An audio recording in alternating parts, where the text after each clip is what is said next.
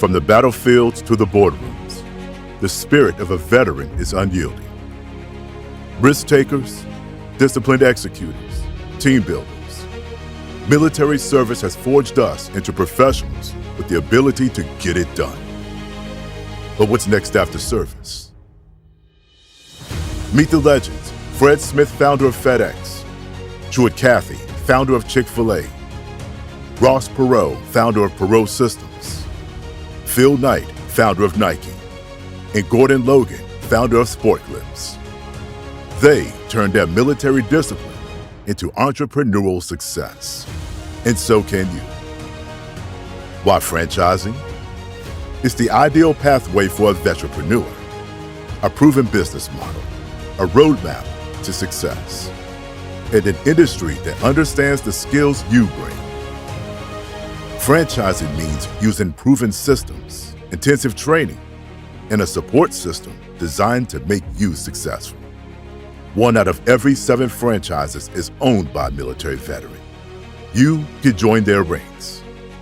Your next mission awaits, and we're here to guide you.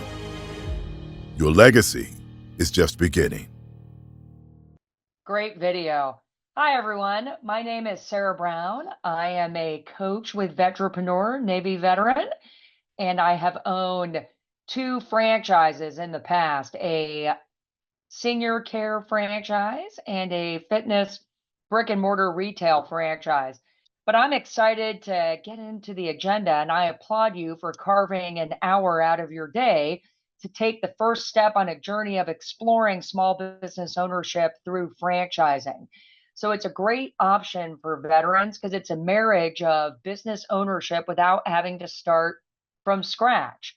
It's licensing on steroids with the business systems and ongoing support of a franchise system. I think the thing that is most surprising to people that look at franchising is that veterans are such a high percentage of franchise owners. And I think that's a testament to their fortitude, work ethic, and ability to follow procedures. So if you're anything like me about 16 years ago, where I'm like, I like the idea of owning a small business, I want to be my own boss, but I have no idea doing what, franchising can supply the what. So done right, veterans can really find a lot of financial freedom and the feeling of satisfaction that goes with doing something meaningful. But we want to jump right in and learn a little bit more about you with our 3 simple questions. So you can join at slido.com with hashtag 2738373 or use the QR code. And the first question is going to be, what branch of service were you in? Navy spouse, Space Force. So let's dive in and learn a little bit more about all of you on the call. Wow. Okay. Out of the gate, a 3rd Air Force, Marine Corps. All right, Navy. Okay, we have a pretty wide spectrum of folks here on the call. I know we had a lot of people that signed up. There was a lot of enthusiasm for today's workshop. Fantastic. Okay, Air Force is leading the charge or leading in the clubhouse. Let's go to the second question, which is, what is exciting about owning your own business? I know for me, I just wanted to make more money for myself. I wanted to be, okay, scratch, I'm assuming cash, having the freedom, absolutely. Being your own boss, more of a turnkey business plan, absolutely. There is a lot of freedom in being a small business owner and having sort of a running head start with a business plan of a franchise. Extra income, absolutely. Building a legacy, purpose, independence, a new mission. I love that. As veterans, we like to have a mission that we can believe in. And I think being a good employer and a good small business owner can be one. Fantastic. And then the final question is, what are the things that may have you a little bit concerned? What are some of the concerns you may have or obstacles about owning a business or operating a franchise. Money. We will talk a little bit about funding options, financing, failure rate, fantastic, liability, getting the buy-in of a spouse. That's a big one. It's a big decision for the family. These are all things that are absolutely appropriate concerns and things that we will touch on during the workshop. We will also have a Q&A at the end, but during the entire workshop, please type in your questions into the guest chat and we will get to them as we go and at the end. Fantastic. But let's jump in and talk a little bit about what we're going to talk about during the workshop. So we're going to do franchising 101. What are some of the terms, the myths, the 10-step proven Vetrepreneur process? Then we're going to chat a little bit about our Franchise Academy and the application process. We're very excited about it. And then we'll go into the Q&A. So franchises provide the business plan. Veterans are trained to execute the plan. And we will talk a little bit more about all these items. But before we do that, I'd like to introduce my colleague, Chris Hale, CEO of Vetrepreneur. Chris has a long history of helping veterans get into business for themselves. So Chris graduated from the Naval Academy. Fun fact, we're classmates in the class of 91. He was in naval aviation from 91 to 2000, and then he founded Vetrepreneur in 2004. So we have a big milestone of 20 years this year with a mission to connect military veterans to entrepreneurship opportunities. So he has taught entrepreneurship classes. You can see all these organizations that are in the Vetrepreneur ecosystem to help veterans and their families explore opportunities. So Chris, thank you for joining us today, and I'm going to turn it over to you. Thank you, classmate. Appreciate it. 91. Proud class of 91. Love it. Listen, this is one of my favorite things to do. And the reason it is because I get asked all the time and have for years and decades. I'm a veteran. I have a strong desire to open a business, but I don't have any business experience and I don't have any experience in any particular industry, which would lend to me kind of knowing, what products and services I might need to provide in order to get into business for myself. And that's most people, honestly. You don't have a great idea for a new product or service. You don't have a lot of previous business ownership experience. That's the vast majority of people. And like Sarah said, franchising is the easy answer to that because it provides that structure, that process for someone who has a lot of ambition, who's willing to put in the hours, who's willing to take on some level of risk, albeit a significantly smaller level of risk than starting an original concept from scratch. This is a way you can do it. So it's why I'm so excited about these types of opportunities and talking about the academy and all that. So we're going to spend, like Sarah said in the agenda, just 15 or 20 minutes giving you guys the 101. Some of you come into this having had a franchise journey at some point throughout, in the past. And some of you come into this being, I don't even know what franchising is. So we're going to kind of bring everybody up to a level playing field here in terms of your knowledge of what franchising is all about real quickly, right? We're going to spend 15 or 20 minutes on that. And then we're going to talk about specifically about the Vetrepreneur Franchise Academy and talk about those specifics and see if you're interested in wanting to become a member of class 2401, which is going to fleet up next week. So with that, let's get into it. So what is franchising? It's an amazing hybrid between working for somebody else and doing a business on your own from scratch. It's really that hybrid in between that. Some of the terminology that you'll hear us use when we talk about franchisee, that is you, right? That's the person who is interested in licensing from the franchisor, which is the mothership, the rights to run that business, to use the intellectual property, the brand, the trade secrets, the work processes, the workflows, the vendor relationships, all that stuff.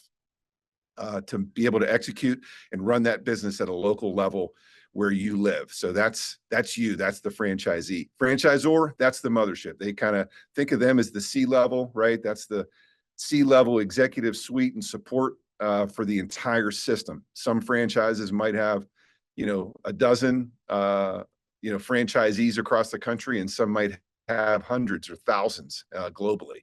So that's who that is. Along the way, when you get into franchising, you're going to be talking to somebody who's called a franchise development person. So that's somebody who is in charge of working on behalf of the franchisor. Sometimes they work directly for them. Sometimes franchisors will outsource this, but they're out there trying to find great franchise owners and prospective franchise owners that would be good in that system. So they're out there kind of recruiting and evaluating and determining who they want to make an offer to own a franchise to. Next slide.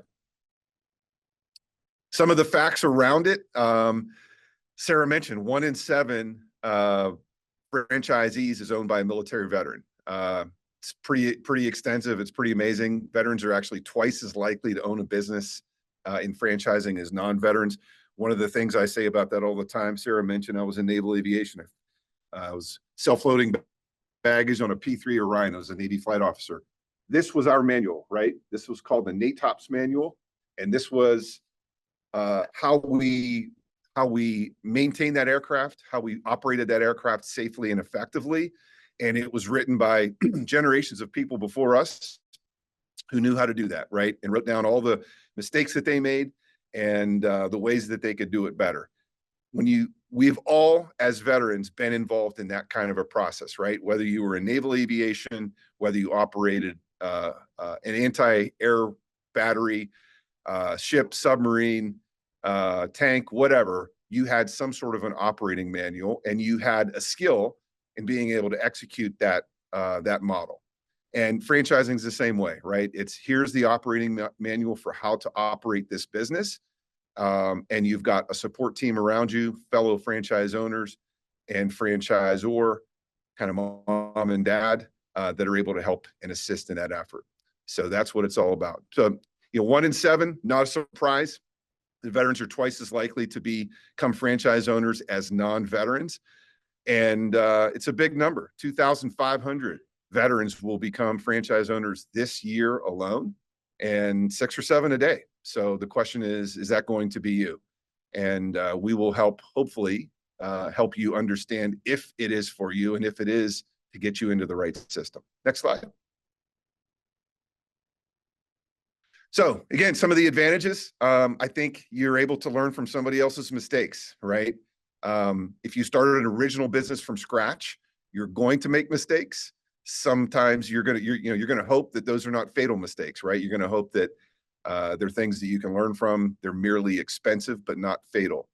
But they can be. But anyone who has ever started a business from scratch will tell you you're going to make plenty of mistakes on your path to success.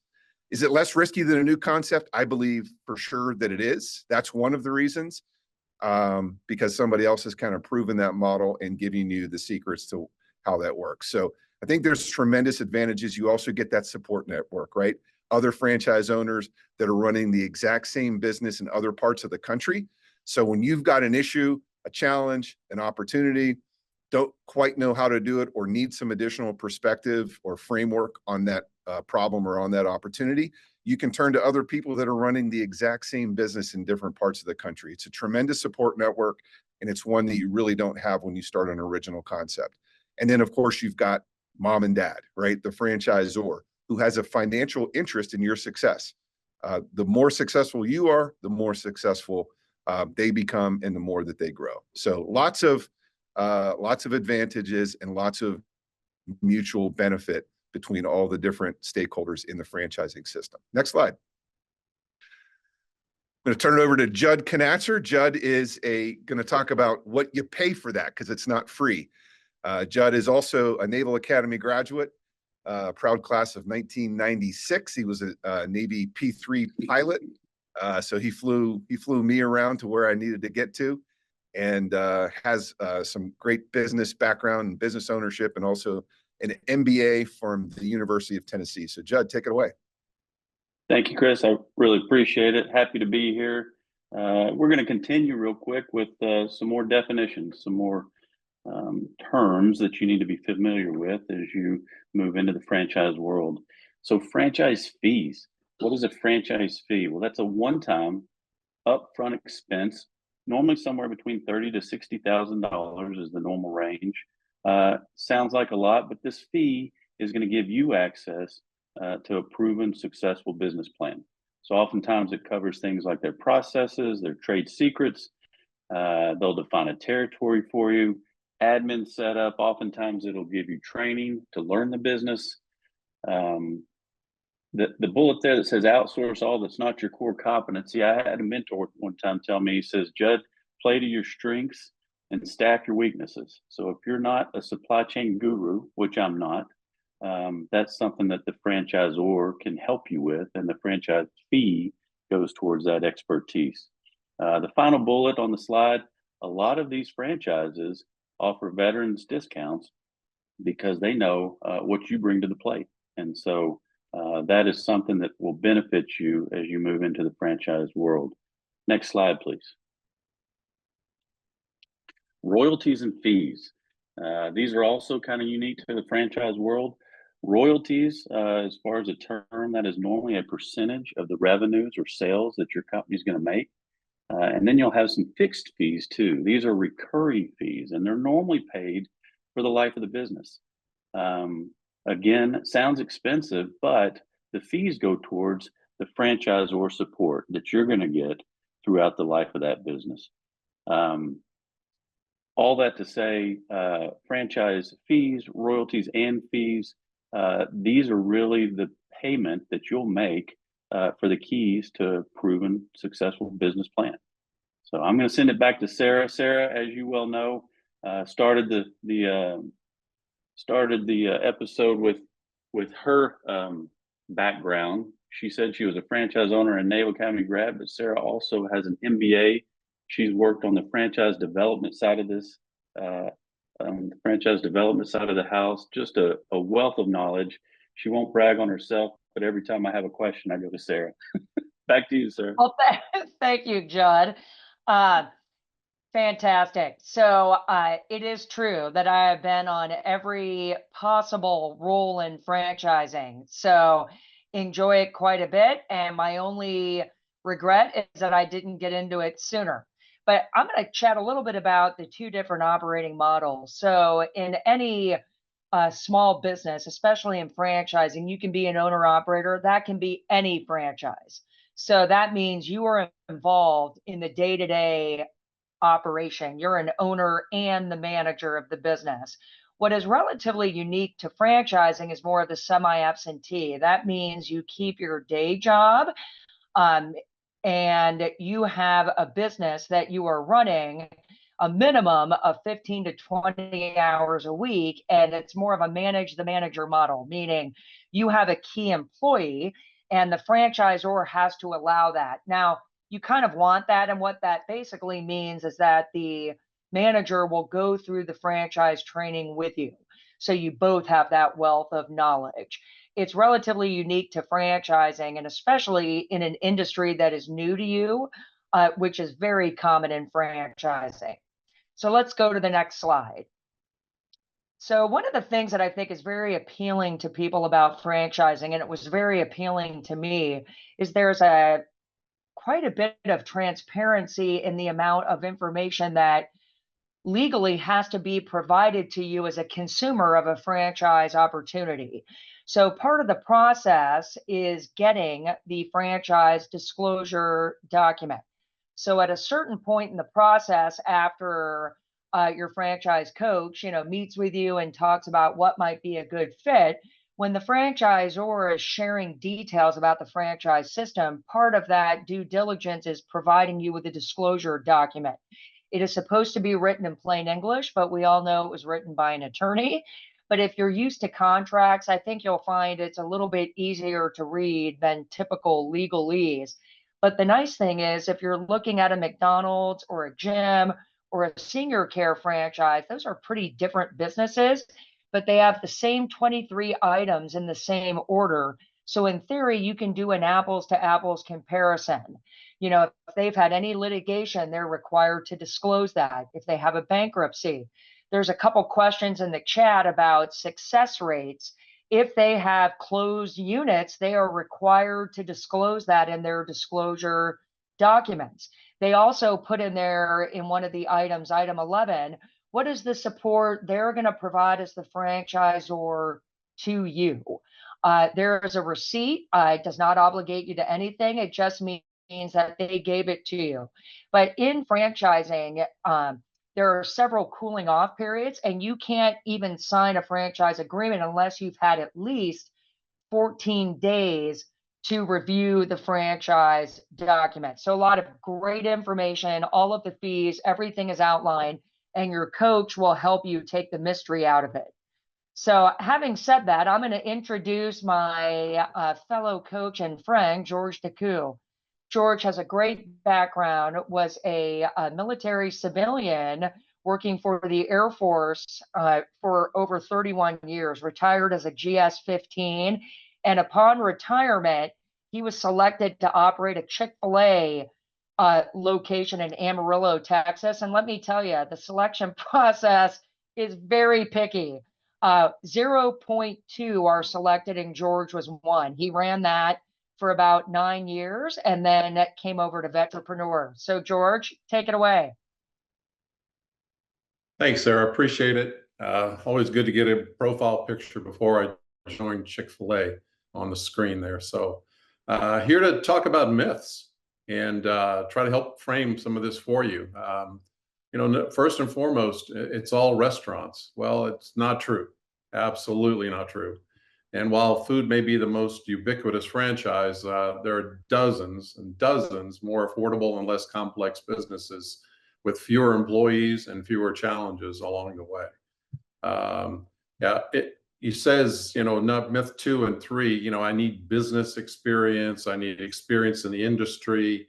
Not necessarily true. As you go through, you're going to find out that a lot of these good businesses that have good legs, in my opinion, that go through economic highs and lows, are home services, education, senior care, as Sarah talked about, pet care, lots of business-to-business services that are out there that are very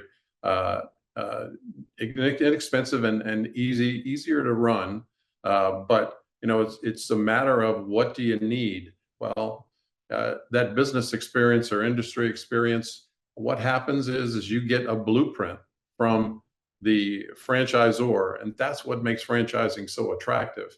And along with that blueprint is you get that operational support from the franchisor as well. So you provide the engine that works on the business while the employees work in the business for you. Myth 4, it's too expensive.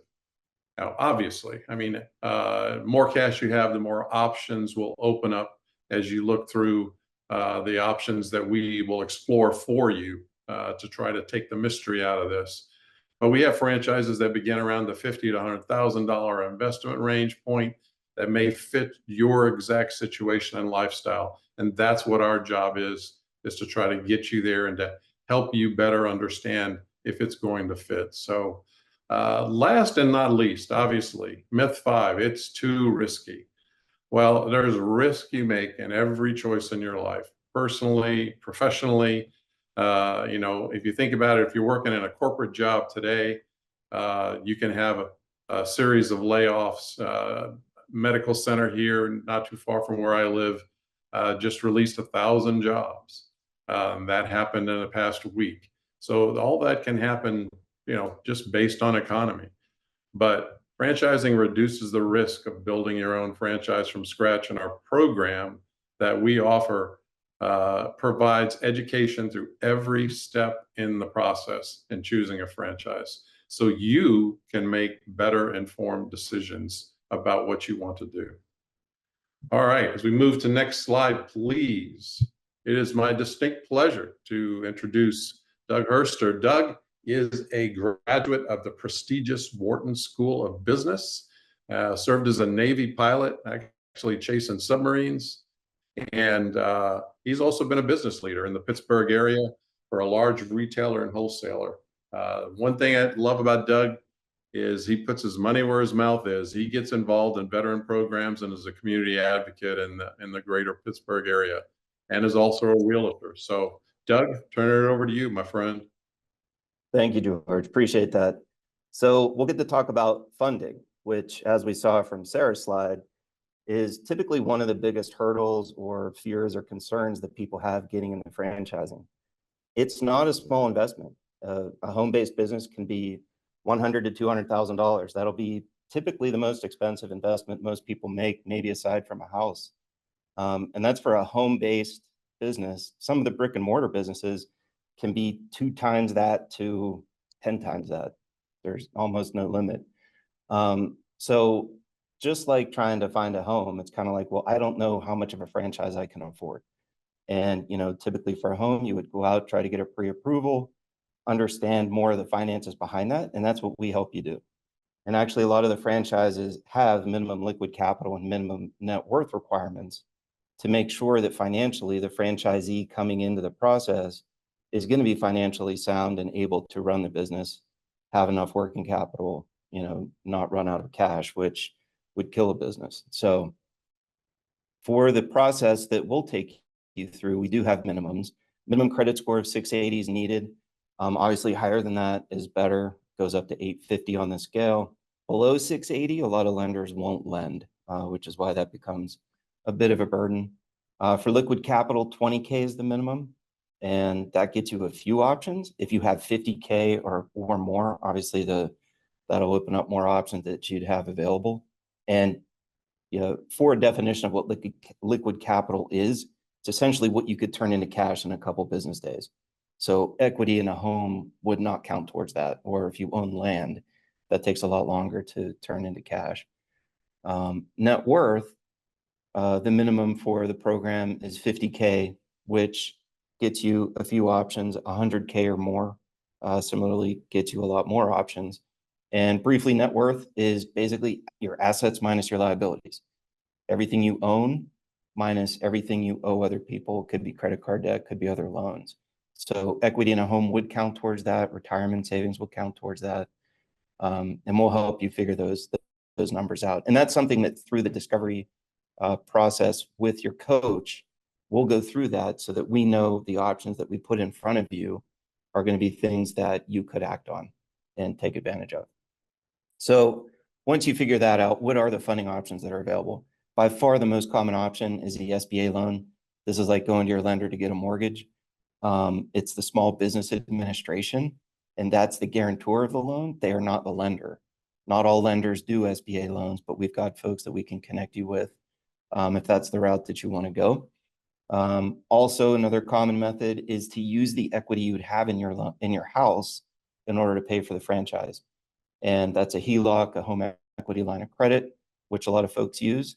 Another common option is the rollover for business startup. That's where if you have retirement savings, you can access that retirement savings without penalty to start a small business. And as you pay that loan back, you're essentially just paying yourself back and restoring that retirement savings back to where it was. And last but not least is friends and family. So you heard Chris talk about mom and dad as being the franchisor. I'll talk about mom and dad as being maybe a source of investment into you for a business, or another family member, or even a battle buddy or a friend. Very often I'll talk to somebody, they're interested in something, maybe financially, they independently can't make it work, but they have another friend or someone else, could be a veteran, non-veteran, that wants to partner with them and they want to go into business together. That happens all the time.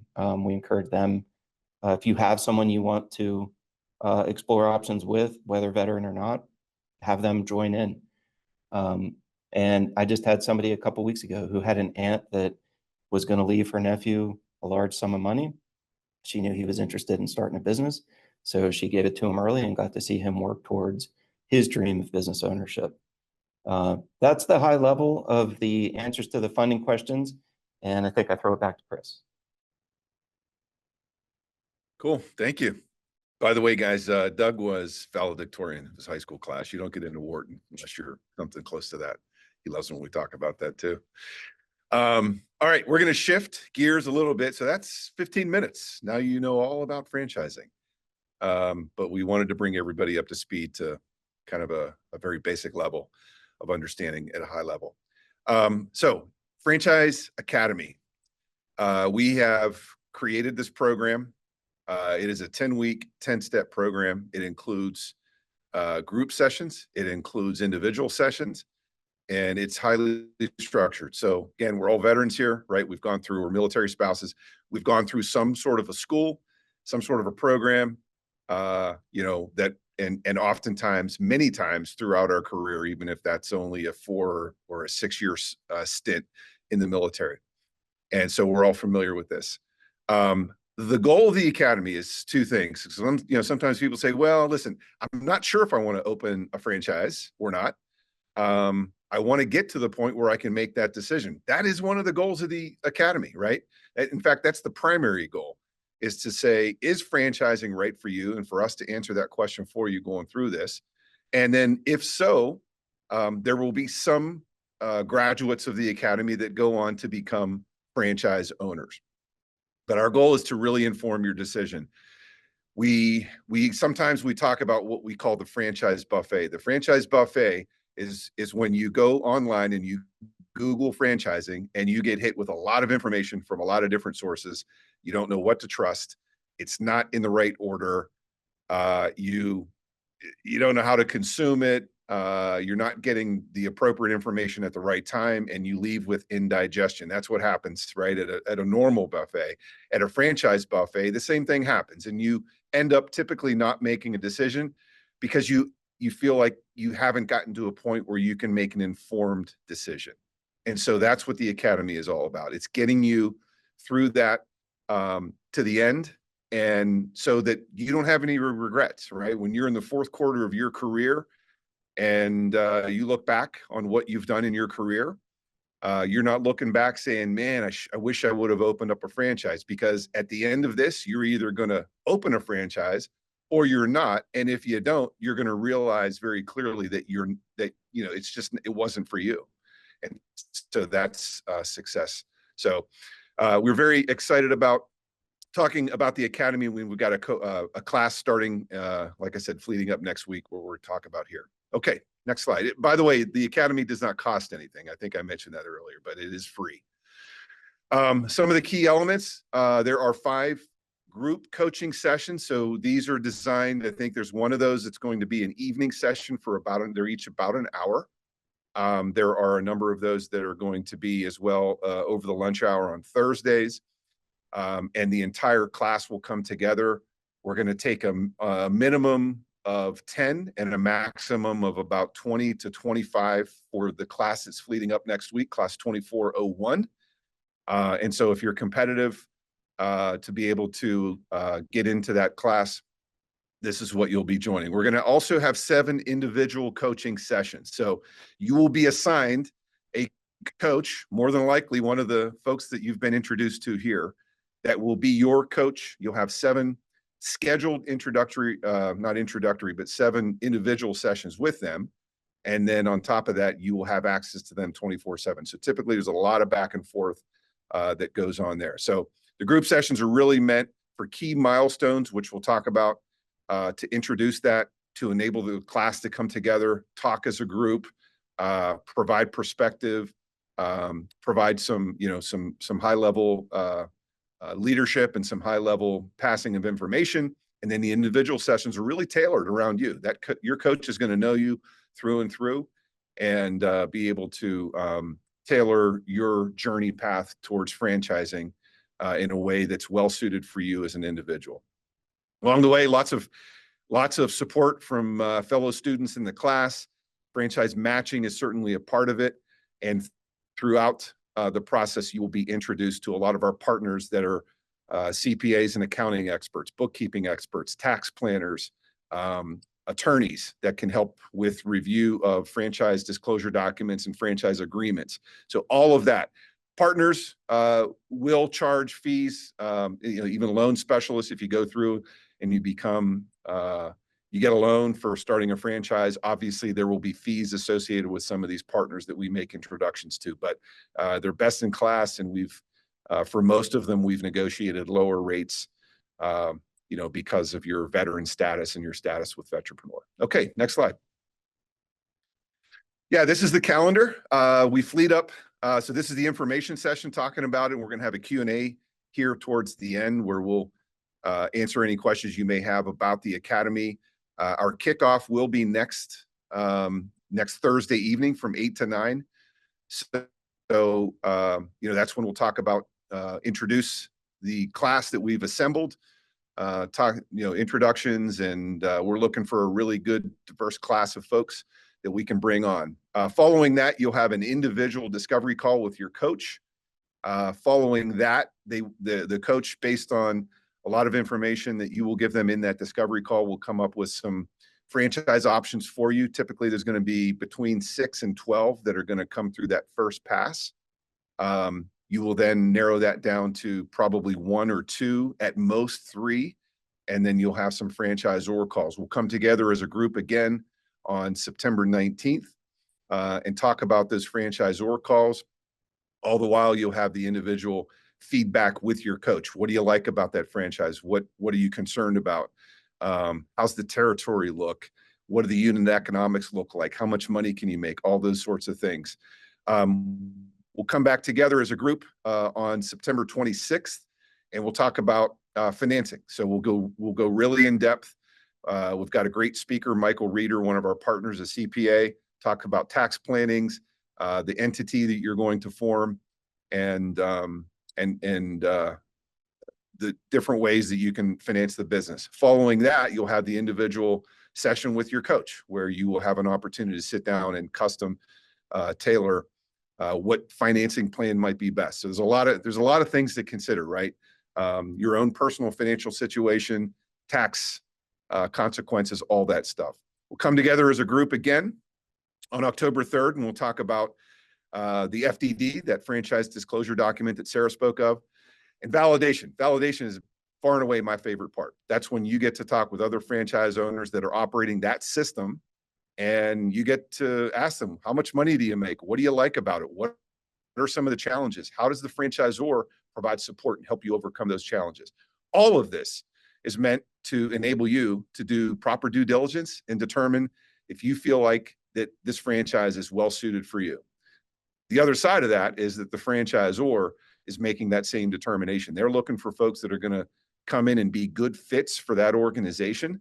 There are great franchisees that are a phenomenal fit in one franchise system, but would be a very poor fit in another franchise system. So that matching is really, really important. And so this is, again, the goal here is to get you through this process, find out if franchising is right for you, and conduct all the proper due diligence to find out if the one that you've ultimately selected is the right one for you.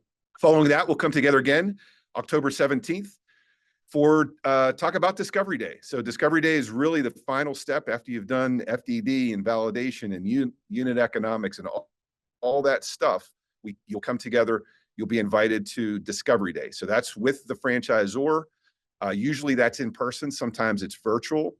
And it's usually a full day, sometimes, maybe a partial day, where you'll get to meet the CEO of that franchise system. You'll get to meet with the folks who are going to be conducting the training with you, all of that. And it's just it's a great way to kind of come together and really decide if this is right for you. So most people that go to Discovery Day, if you get invited to Discovery Day, the franchise is about 90% sure that you're a good fit for them. If you accept that invitation, you should only accept if you're about 90% sure that they're a good fit for you. So by that point, almost all of the due diligence has been done, and you go to Discovery Day. Following Discovery Day, most people do get an offer following Discovery Day from the franchise, because most of the vetting happens before that, like I said. And then if you accept that offer, you sign the franchise agreement, pay your franchise fee, and voila, you are now a franchise owner. Following that is when training happens and things of that nature. On November 14th, right after Veterans Day and the big election that we've got coming up here, we will have a graduation ceremony for class 2401. So that's a brief look at the calendar. Next slide.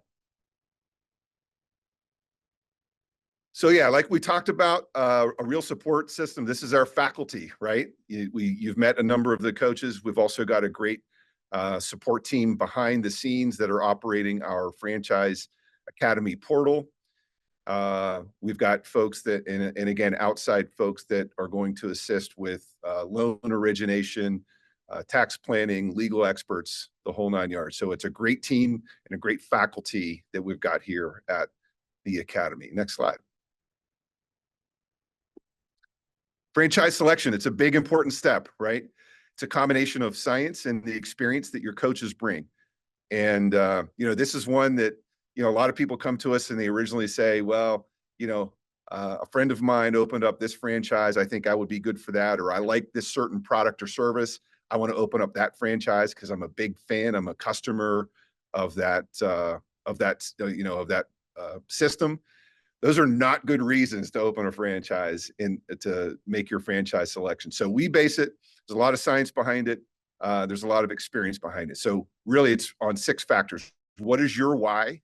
Why do you want to open this business? So we need to understand that, what drives you, so that we can understand how you're going to get fulfillment and need satisfaction from that franchise system. What are your fears? So what are the reasons that would make you want to get out of that franchise? There are some franchises that might alleviate that. There are some that might double down on that. So we'll steer in a direction where we steer away from those fears. Skills and interests, important, right? There's a skills assessment that you'll take that will, similar to like a profile that you might have taken Myers-Briggs or some of the other personality profiles, that will give us a really good indication of your skills and interests, and we match that way as well. We're also going to look at your lifestyle desires, right? Are you semi-absentee? Do you work? Are you towards the end of your, working career? Are you in the middle? Are you at the beginning? Do you have kids? Do you not? Do you want your weekends free or not? All of these play a really important factor. And then things like geographical preferences, right? Everything that we select for you will be territory checked so that we know that it's available in your area. And obviously financial capacity. Some franchises are more expensive than others. Next slide. So some of the expectations around it, if you are interested in the class 2401 syllabus that we kind of showed a little bit brief part of it there, but go ahead and hit that QR code on the right and you will be able to access that syllabus. But we are, we're looking for candidates for class 2401 that are here to really commit to getting through the process, right? You're not committing to buying a franchise. I want to be very clear. There is no commitment in joining this class that you have to join and purchase a franchise system. You do need to be committed to the process of conducting due diligence and evaluating if franchising is right for you. That is a must. In terms of graduation requirements, you've got to complete through step 8, which is validation, which is when you're talking with other franchise owners in the system. And you must complete at least 3 out of 4 of those virtual group sessions, the ones after the Academy kickoff, in order to walk in graduation. We ask that you honor commitments, right? This is a professional, it's a professional school. It's also, we're working with franchisors and a lot of professionals. So we just expect that students, live up to the same professional expectations you would have in any of the professional endeavors in the military and the private sector that you've had thus far. So showing up on time, doing the pre-work. You'll have typically, anywhere from an hour to a couple of hours of pre-work.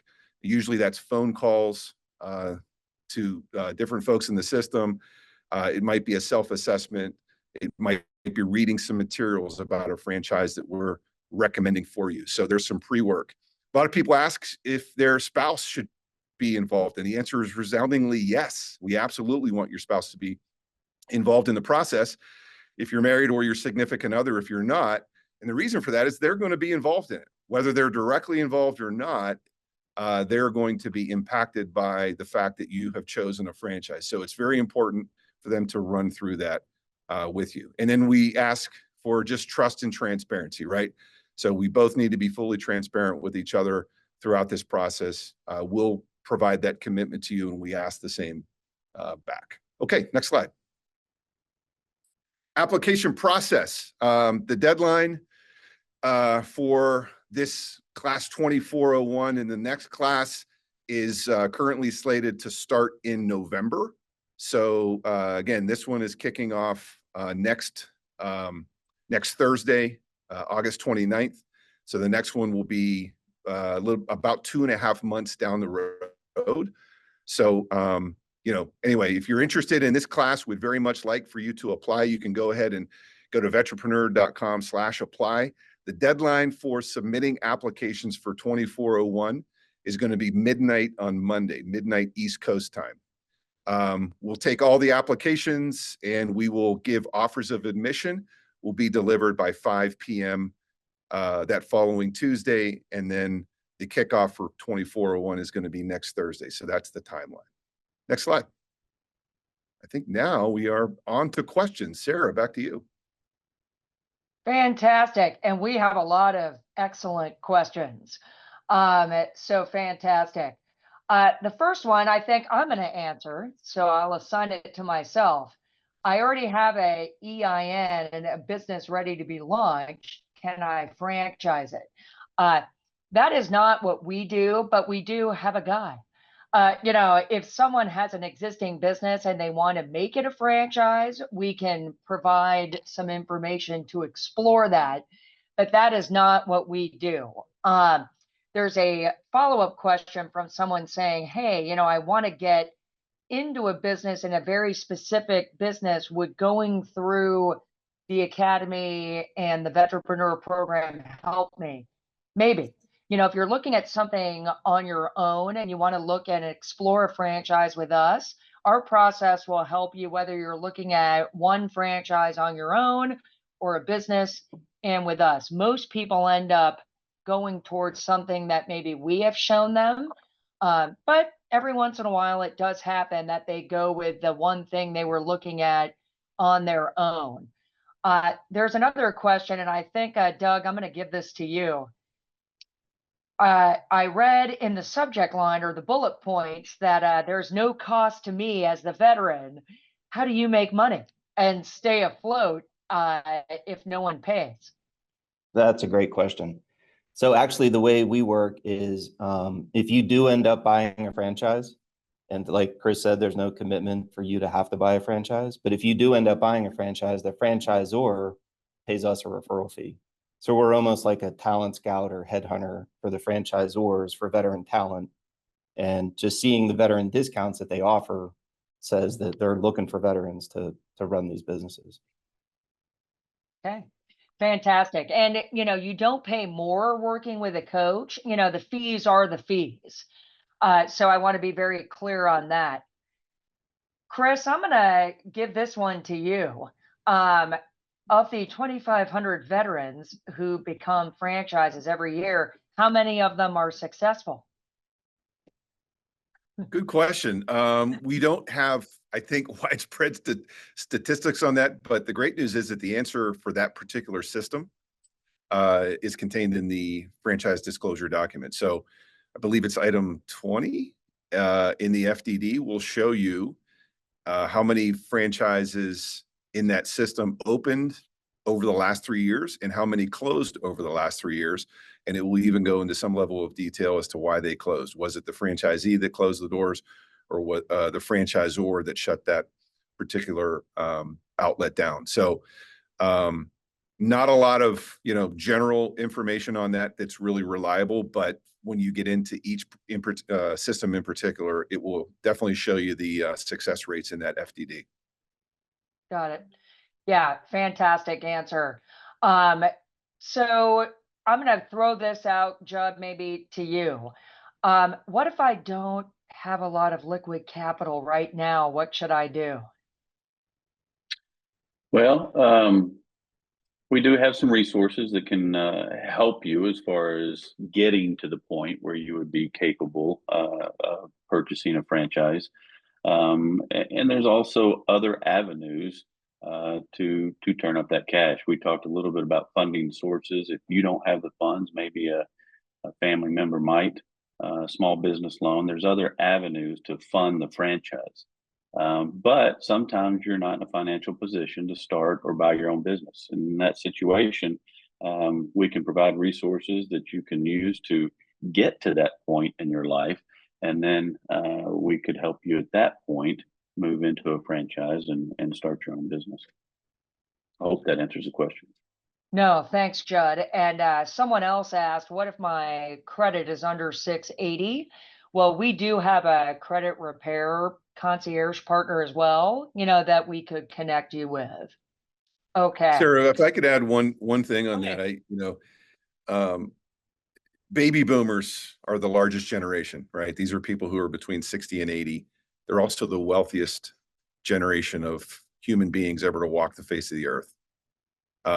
If you're in a situation where you have a family member who is in the fourth quarter of their career or their life, and you feel, and there's a pretty strong indication that you're probably going to be getting money from them in terms of their estate after they pass, I would just say it's a great opportunity for them to participate with you by investing, helping you to start a business, and being able to see that money go to good use in changing the life of their child or grandchild or whatever it may be. So, just to kind of put that out there, people are usually very private about that, but if you get the sense that there is an estate that might be coming your way from a family member, it's usually a win-win to have those conversations and talk about having them invest and help you with that cash portion.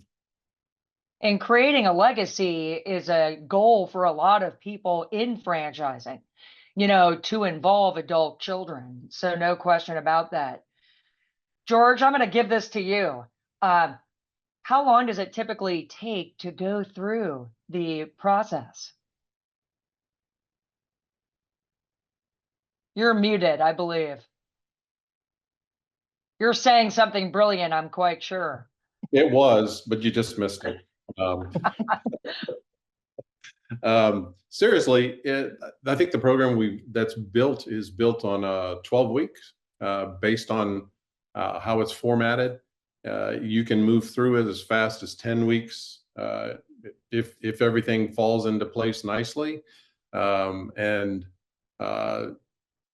as you go through the process, understanding that this is what it takes in order to become a franchisee with a franchisor, there is a bit of a tail that happens afterwards, because once you do sign, you will have to be trained. You'll have to go through the process of learning about the business and coordinating with the franchisor.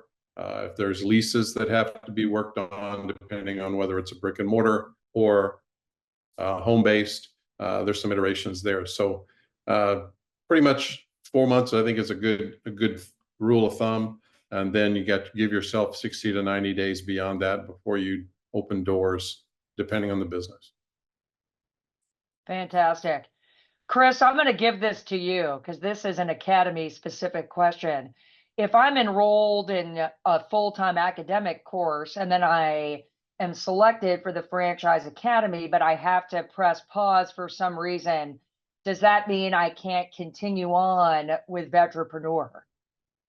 Yeah, listen, just like if you're in a military school, right, and you get injured and physically unable to finish the school, we'll probably move you to a future class. It's possible that we could even just continue in a one-to-one coaching capacity. So there would be options there for sure. Yeah. And there are some of you that the academy may not be the best option. Maybe you can't attend some of those sessions, and just doing the one-on-one coaching may be the best option for you. I'm going to take this question, if you don't mind. Will an overview of the potential profitability and income achieved by becoming a franchise owner be shared with us? Fantastic question. I forgot to mention, and I'm answering this because I forgot to mention it during the FDD slide.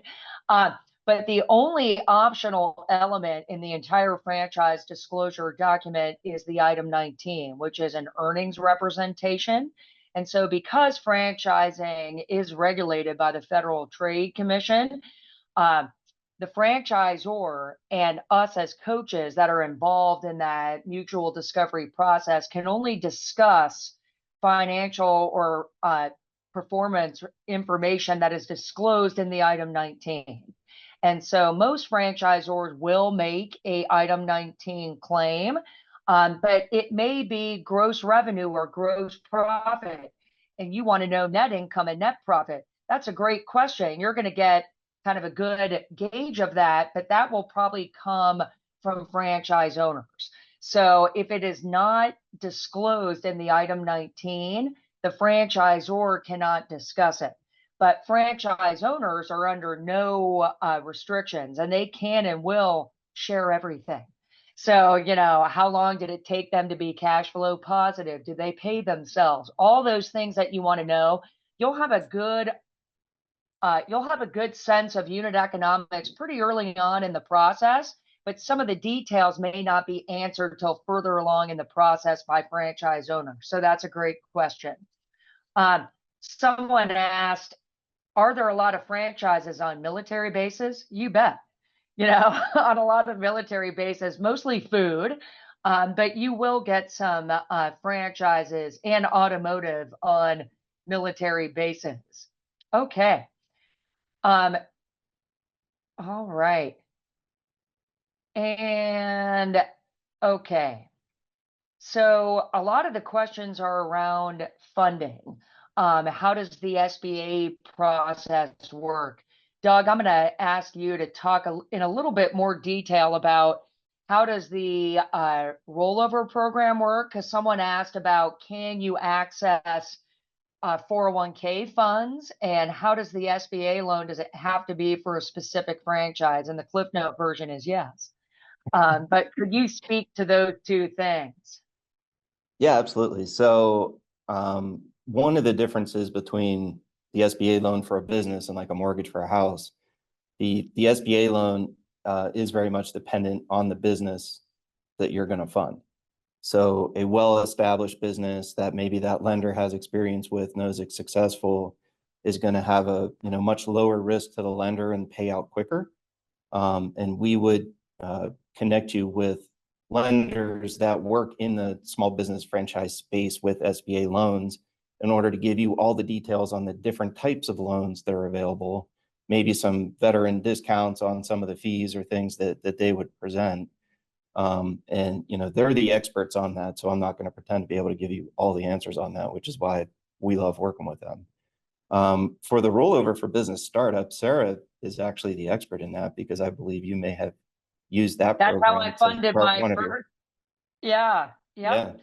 And that when you self-fund, it is not franchise or business specific.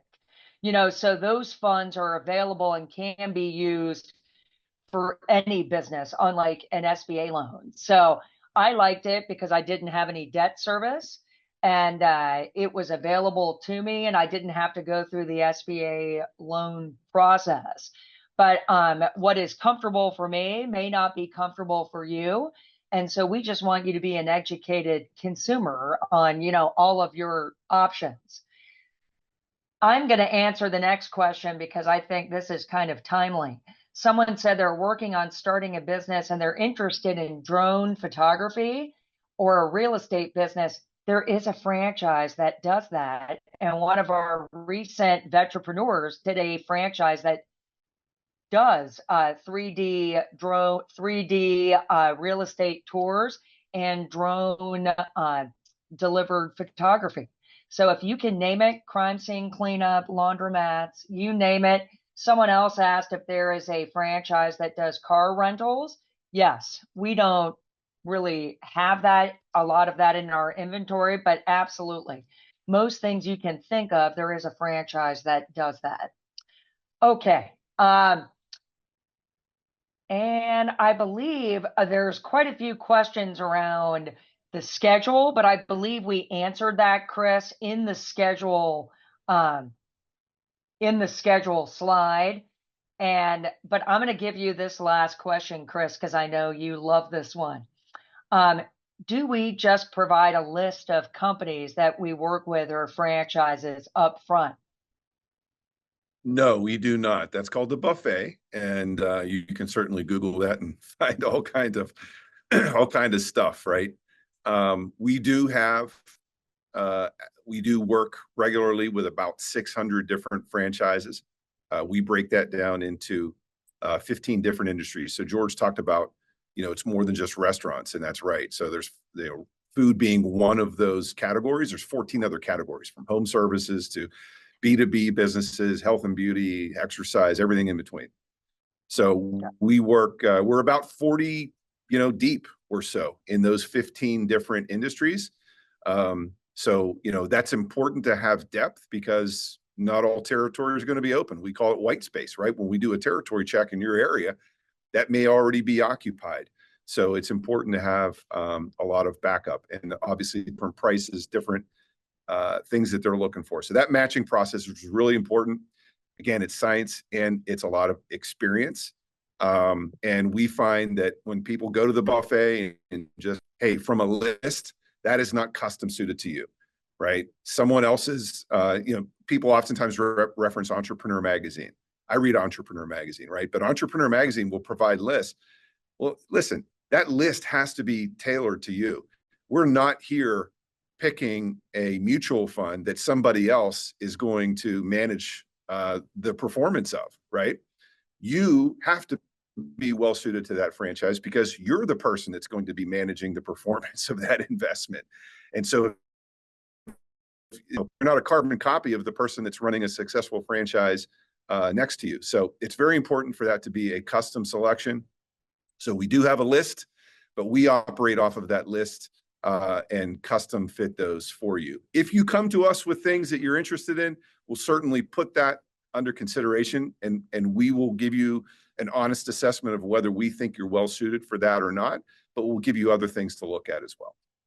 Absolutely. And one of my favorite pieces of advice from the E-Myth Revisited, the entrepreneur myth, is don't take your hobby and ruin it. If you're a baker, don't open a bakery unless you like managing inventory, employees, and that customer-facing experience. So often, maybe your first choice could be a good fit, but in our experience, 75+% of the time, when someone picks a franchise, it is not their first choice. When someone showed me senior care, I'm like, that's ridiculous. And it turned out to be a great fit for me and what I wanted to do. And then the last question I have here is near and dear to my heart. Someone said, is there a project management based franchise? Being a PMP myself, that I have since let lapse, a project management professional, kind of. But I would say having project management experience, and a lot of us as veterans have that project management experience, is transferable to a lot of different franchises. So I would say having that experience and as one of your skill sets is fantastic. So there's a lot of questions, Chris, coming in about what if I can't make one or two of the sessions on the Academy schedule? Should I even apply? Yeah, so 3 out of the 4 group sessions is what we ask people to make. So if you can't make, if you miss one of those, that's okay. We do have recordings that you'll be able to access. And I would say, if you looking at the dates, if you think you're going to miss more than 3 out of 4, and the 4 that I'm talking about, they're the ones that start after the kickoff next Thursday. So if you think you're going to miss more than 3 out of 4, I would just put that in the application itself, and we'll take it under consideration. So depending on, we're looking for a good diverse class, and depending on how you stack up versus the rest of the class, because those group sessions are a really important way to share ideas, and the perspective of having people from all walks of life and different branches of service and different parts of the country, that's a really important piece of it. So go ahead and, put that into the application, and we can always perhaps make exceptions for that. And Chris, one last question. It came up 2 times here at the bottom of the list.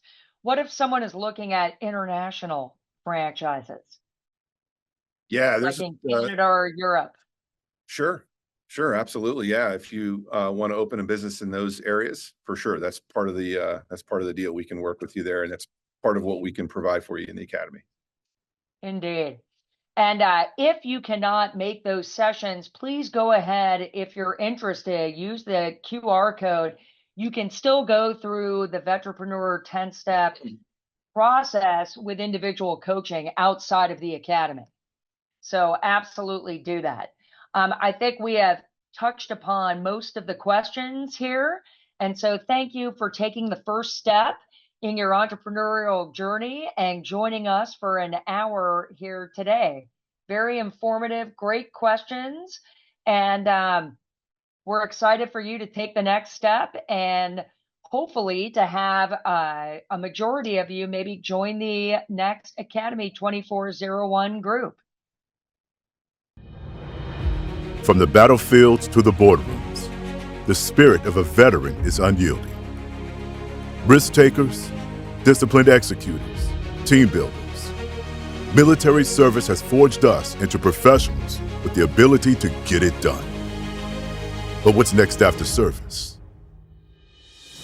Meet the legends: Fred Smith, founder of FedEx; Jewett Cathy, founder of Chick-fil-A; Ross Perot, founder of Perot Systems; Phil Knight, founder of Nike; and Gordon Logan, founder of Sport Clips. They turned their military discipline into entrepreneurial success. And so can you. Why franchising? It's the ideal pathway for a vetrepreneur, a proven business model, a roadmap to success, and an industry that understands the skills you bring. Franchising means using proven systems, intensive training, and a support system designed to make you successful. 1 out of every 7 franchises is owned by a military veteran. You can join their ranks. Your next mission awaits, and we're here to guide you. Your legacy is just beginning.